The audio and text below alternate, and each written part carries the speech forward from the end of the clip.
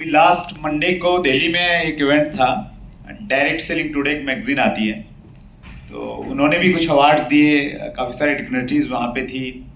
और आज संडे को यहाँ मुंबई में हो रहा है, तो ये दिखाता है कि हमारी इंडस्ट्री तेज़ी के साथ में ग्रो कर रही है। और जिस प्रकार से दूसरी इंडस्ट्रीज़ में रहता है, फार्मा इंडस्ट्री ले लीजिए आप, कोई भी इंडस्ट्री ले लीजिए, वहाँ भी डिस्कशन रहते हैं, अवार्ड्स मिलते हैं जो लोग अच्छा काम करते हैं, तो उसी प्रकार की एक्टिविटीज़ हमारी इंडस्ट्री में हो रही है। तो ये एक बहुत अच्छा साइन है हम सबके लिए कि हम लोग मैच्योरिटी के साथ में ग्रो करते जा रहे हैं। 28 दिसंबर 2021 को डायरेक्ट सेलिंग के रूल्स हमारे पास में आ गए, जिनको डायरेक्ट सेलिंग रूल्स 2021 बोलते हैं। ये आए कैसे, वो थोड़ी सी मैं कहानी आपको बताना चाहता हूँ, और वो आपको जरूर आपके जहन में होनी चाहिए, क्योंकि आपने इस इंडस्ट्री को आगे लेके जाना है। हम में से ज़्यादातर लोग जानते हैं कि 1990 के बाद में डायरेक्ट सेलिंग की इंडिया में शुरुआत हुई। और प्रकृति का एक नियम है कि जब भी हम लोग कोई फसल बोते हैं तो उसके साथ में खरपतवार, घास फूस पैदा हो जाती है, उसको कोई उगाता नहीं है। तो उसी प्रकार से जब हमारे देश में डायरेक्ट सेलिंग की कंपनियां स्टार्ट हुई, कुछ बाहर से कंपनी आई, कुछ इंडियन कंपनीज ने काम करना स्टार्ट किया, तो खरपतवार की तरह कुछ मनी सर्कुलेशन की स्कीमें, कुछ पोंजी स्कीम्स हमारे देश में आना स्टार्ट हुई। वो स्वाभाविक थी, वो हर जगह हुआ है, वो यूएस में भी हुआ है, यूरोप में भी हुआ है। लेकिन 2011-12 आते आते इस प्रकार की कंडीशन हो गई हमारे देश में कि खेत में घास फूस ज्यादा हो गई, और जो फसल थी वो एक आध कहीं कहीं ऐसी थी वो दिखनी बंद हो गई थी, और इतनी सारी स्कीमें आ रही थी। तो 2011-12 का टाइम जो है बहुत टफ टाइम था डायरेक्ट सेलिंग इंडस्ट्री के लिए। बहुत सारी कंपनियां बंद हो गई। मैं पर्सनली जिस कंपनी से जुड़ा हुआ था 2001 से, उसमें काम कर रहा था। अचानक बगैर किसी कंप्लेंट के पुलिस ने अपने आप एक सो मोटो केस दर्ज किया और उस कंपनी को बंद कर दिया 9 दिसंबर 2011 को। और आप सोच के देखिए, जो लोग अपनी नौकरी छोड़ के, अपना बिजनेस छोड़ के फुल टाइम काम कर रहे थे, उनके सिर पे क्या बीती होगी, क्या गुजरी होगी। और मुझे अच्छे से याद है, मैंने अक्टूबर में बड़ी एक्साइटमेंट के साथ में मर्सिडीज बेंच खरीदी थी, और दिसंबर में कंपनी बंद हो गई। 80,000 रुपए उसकी EMI थी, और बहुत सारे खर्चे थे। तो बहुत विचित्र स्थिति में हम लोग आ गए। और उस समय पहली बार मैं डायरेक्ट सेलिंग एसोसिएशंस की ताकत मुझे महसूस आई, और हम लोगों ने कंपनी को खुलवाने के लिए एक डिस्ट्रीब्यूटर की एक ऑर्गेनाइजेशन रजिस्टर्ड की। वकीलों से पूछा कैसे हो सकता है, उन्होंने बोला कि कंपनी के नाम से अगर आप जाओगे तो कुछ बात नहीं होगी, हाँ आप लोग इकट्ठे होके सरकार के पास में जाइए कि हमारा रोजगार छिन गया है, हमें रोजगार चाहिए। तो ऐसा करके हमने ऑर्गेनाइजेशन रजिस्टर करवाई, और एक बड़ा लंबा आंदोलन हम लोगों ने किया। और मैं सौभाग्यशाली मानता हूं कि मैंने उस आंदोलन को लीड किया। हमने शुरुआत की दिल्ली के रामलीला मैदान से। 3 दिन हम रामलीला मैदान में रहे। उसके बाद में लगातार 15 दिन हम लोग जंतर मंतर पे हमने धरना दिया। लगभग 2000 लोग हम लोग साथ में थे। एक तरफ हम लोग बैठते थे, एक बार दूसरी साइड में अरविंद केजरीवाल जी रैलियां निकालते थे, तो साइड बाय साइड हम लोग, हमारी चलती रहती थी। कभी हमारे नारे तेज होते थे, कभी उनके नारे तेज होते थे। और वहां से फिर फाइनली, चूंकि हमारा मैटर राजस्थान का था, हमारी कंपनी राजस्थान से संबंध रखती थी, उस दौरान हम लोग संसद में लगभग 20-25 सांसदों से मिले। राजनाथ सिंह जी उस समय विपक्ष में होते थे, उनसे हम लोग मिले, और उन्होंने हमारे सामने डायरेक्टली मनमोहन सिंह जी को फोन लगाया और उनको बोला कि ये कुछ कंपनी के लोग हैं, काफी परेशान हैं, तो आप इनका कुछ कीजिए। तो फाइनली उन्होंने ये कहा, PMO में फोन गया और उन्होंने बोला कि आप राजस्थान में जाइए, और हम लोग अशोक गहलोत जी से बात करते हैं जो CM थे वहाँ के। और हमने, मुझे ऐसा लगता है कि सबसे बड़ा धरना दिया। लगभग आई थिंक 158 दिन लगातार हम लोग एक ही जगह, राजस्थान में उद्योग मैदान एक जगह है, वहाँ पे हम लोग बैठे रहे। हमने बारिश भी देखी, हमने सर्दी भी देखी, गर्मी भी देखी, सब कुछ हमने वहाँ पे देखा। बहुत सारे मुस्लिम भाई हमारे साथ में थे, रोजे उन्होंने वहीं पे किए। और फाइनली राजस्थान गवर्नमेंट ने 2012 में डायरेक्ट सेलिंग के ऊपर में गाइडलाइन दी और हमारी कंपनी दोबारा से चालू हुई, उसी नाम से, उसी अकाउंट नंबर से, सब कुछ सेम। और उसके बाद में एक चीज समझ में आ गई कि अगर कंपनी को बचाना है तो पहले इंडस्ट्री को बचाना पड़ेगा। अगर इंडस्ट्री ही सुरक्षित नहीं है तो फिर आपकी कंपनी कितनी भी बड़ी क्यों ना है वो सुरक्षित नहीं हो सकती। कुछ एसोसिएशंस के हम लोग संपर्क में आए। एक एसोसिएशन बनी DSDWA, direct selling distributor welfare association, 2013 में। मुझे उसका जबरदस्ती फाउंडर प्रेसिडेंट बना दिया कि आपने आंदोलन लीड किया है तो आप इसको भी लीड कीजिए थोड़ा सा। और उस समय सुशील जी हम लोग बहुत क्लोजली गवर्नमेंट के साथ हमने काम किया। हमने शुरुआत की RTI से। RTI लगाई हमने एक डिपार्टमेंट में। पहले हमने आई थिंक कॉमर्स मिनिस्ट्री में हमने लगाई कि हमारा डायरेक्ट सेलिंग का ये मॉड्यूल है, इस प्रकार से हम लोग काम करते हैं, तो क्या ये लीगल है या इलीगल है।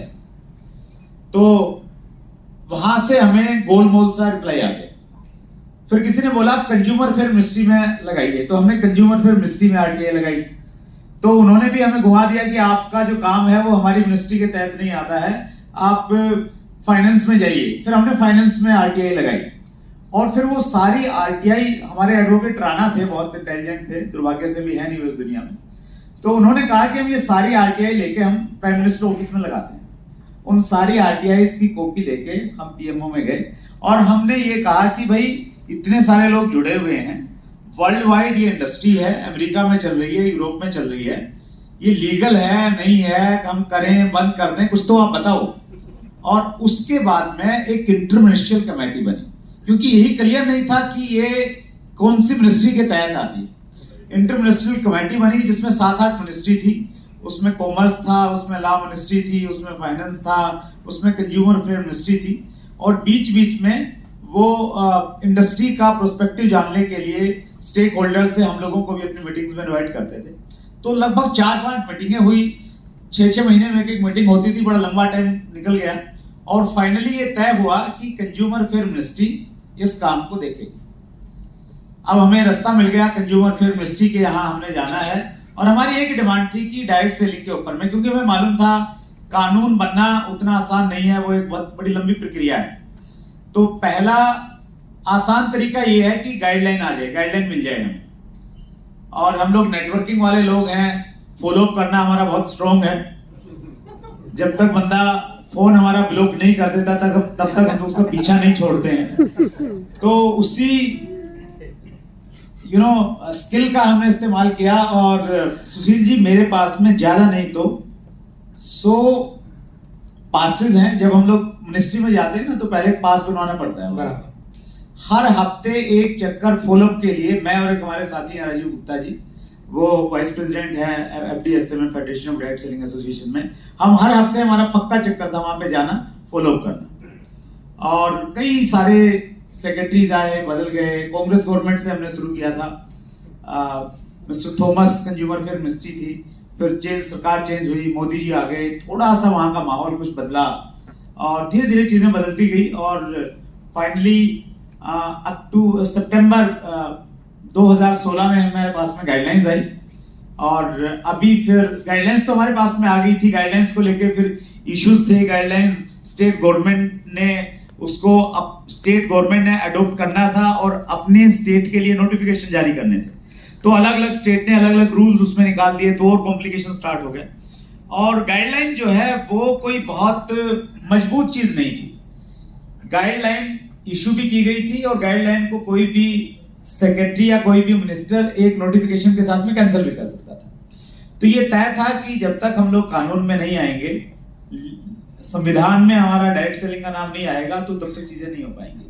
तो मीनवाइल हमें मालूम चला कि नया एक एक्ट आ रहा है, कंज्यूमर प्रोटेक्शन एक्ट 1986, बहुत पुराना हो गया है। उसके बाद बहुत सारी चीजें बदल गई हैं, तो अभी एक नया एक्ट आ रहा है।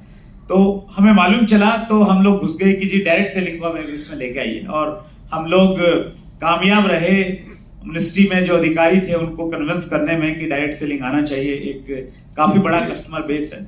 और उसके बाद में फिर बहुत सारी मीटिंगें होती गई। रामविलास पासवान जी के साथ में हम लोगों ने लास्ट मीटिंग की थी।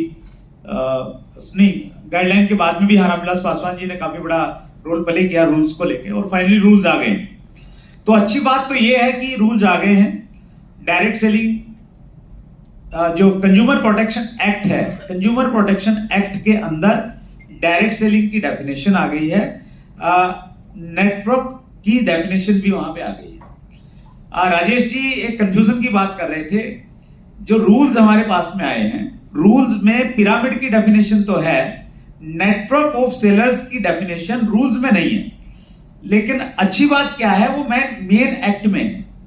पहले कंज्यूमर प्रोटेक्शन एक्ट है, उसके बाद में अलग अलग इंडस्ट्री के रूल्स हैं। जैसे ई कॉमर्स के अलग रूल्स आ रहे हैं, डायरेक्ट सेलिंग के अलग रूल्स आ रहे हैं। तो रूल्स में अगर वो डेफिनेशन आ जाती तो बहुत अच्छा रहता, लेकिन रूल्स में नहीं है। लेकिन अच्छी बात क्या है, एक्ट में वो है। और जब ये कंफ्यूजन क्रिएट हुआ, मीडिया ने उसको दूसरे रूप में लिया। मुझे अच्छे से याद है, इतना प्रेशर आ गया कि मीडिया वाले क्या बोल रहे हैं। और फिर उस कंफ्यूजन को दूर करने के लिए, आप में से कुछ लोग जानते होंगे, हमने एक छोटा सा प्रयास किया था 1 जनवरी 2019 को। चैट विद सुरेंद्र वत्स के नाम से हमने एक यूट्यूब चैनल स्टार्ट किया था, जिसमें हम डायरेक्ट सेलिंग इंडस्ट्री के जो सक्सेसफुल लोग हैं उनको बुलाते हैं। दीपल पत्रवाला मैम हमारे बीच में बैठी हैं, वो हमारी सम्मानित गेस्ट रही उस प्रोग्राम की। और उसके अलावा हम उन लोगों को बुलाते हैं जो डायरेक्ट सेलिंग इंडस्ट्री के लिए जिन्होंने बहुत अच्छा काम किया या कर रहे हैं। जैसे जब हमारी गाइडलाइंस आई उस समय डायरेक्टर थे मोहम्मद जाकिर हुसैन साहब। तो हमने उसमें 25वां जो हमारा एपिसोड था सिल्वर जुबली, उसमें हमने जाकिर हुसैन साहब का इंटरव्यू लिया, डिटेल में गाइडलाइन के बारे में समझा था। 50वें एपिसोड में हमने हेम पांडे जी को बुलाया था, जो सेक्रेटरी थे कंज्यूमर अफेयर मिनिस्ट्री में जब गाइडलाइंस आई। तो उस प्रकार की जो डिग्निटरीज हैं उनको हम बुलाते रहते हैं बीच बीच में। अभी लास्ट इंटरव्यू था हमारा 200 एपिसोड में, उसमें IDSA के चेयरमैन हैं रजत बैनर्जी, उनको हमने इनवाइट किया था।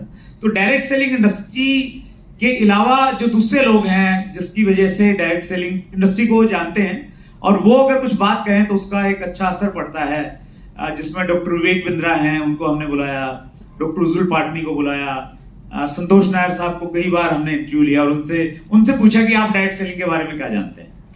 और संतोष नायर साहब ने बोला कि डायरेक्ट सेलिंग जो है ना, ये पागलों की इंडस्ट्री है, और जिस दिन अंबानी और टाटा की समझ में आएगा ना इसके बारे में, तो फिर ये बहुत आगे चली जाएगी। अभी तक उस लोबी की समझ में नहीं आया ये, तो आएगा वो भी, हम लोग ऐसी उम्मीद कर रहे हैं। सुशील जी जैसे साथी एक बड़े विजन के साथ में काम कर रहे हैं।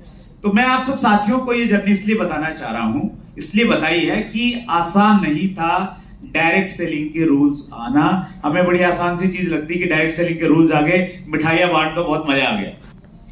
तो ये आसान नहीं था। 10 साल की बहुत मेहनत और बहुत बड़ा फॉलोअप इसके पीछे हुआ है। और अब अगला हमारा जो लक्ष्य है, मैंने 2020 में इंटरव्यू लिया था सर, जनवरी में, आप देख सकते हैं चैट विद सुरेंद्र वत्स पे। हेम पांडे जी हमारे मेहमान थे, जो सेक्रेटरी थे कंज्यूमर अफेयर मिनिस्टर में।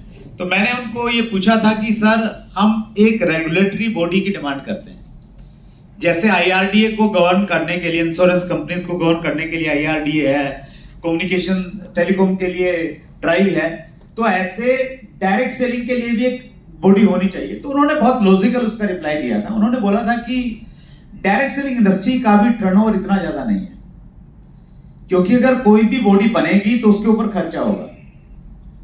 तो आप इंडस्ट्री का टर्नओवर बढ़ाइए, अगर टर्नओवर बढ़ेगा तो गवर्नमेंट सीरियसली इसके ऊपर में विचार कर सकती है, और तेजी के साथ हम लोग टर्नओवर बढ़ा भी रहे हैं। एक ऑर्गेनाइजेशन है WFDSA, world federation direct selling association, बहुत रेप्यूटेड ऑर्गेनाइजेशन है दुनिया की, वो हर साल डाटा शेयर करती हैं। उसका अगर हम 2021 के डाटा देखते हैं तो 2021 के डाटा में हमारा स्थान दुनिया में 12वें नंबर पे है टर्नओवर की, अगर हम बातचीत करें। अमेरिका पहले नंबर पे है। लेकिन अच्छी बात यह है कि उसमें सबसे ज्यादा जो CAGR है, कंपाउंड एनुअल ग्रोथ रेट, पिछले 3 साल का, वो पूरी दुनिया में सबसे ज्यादा ऑलमोस्ट हमारा, और पहली 12 कंपनी में तो हमारा है 15.7%। और ये संजय जी दिखाता है कि गाइडलाइन आने के बाद में जो पॉजिटिव एनवायरनमेंट बना इंडस्ट्री को लेके, कंपनीज ने खुल के काम करना स्टार्ट किया। जो एक कंफ्यूजन वाली स्थिति थी, वो एक मतलब नेगेटिव न्यूज आती जाती थी, लेकिन 2016 के बाद में कुछ पॉजिटिव न्यूज आने लगी, स्टार्ट हुई, और रूल्स भी एक पॉजिटिव उसी दिशा में एक अच्छा पहल था। तो जो आंकड़े दिखाए हैं सुशील जी ने हमारे सामने फ्यूचर की, जब उन्होंने स्ट्रेंथ की बातचीत की, वो निश्चित रूप से पूरे होंगे sir. Thank you so much. Thank you sir, thank you.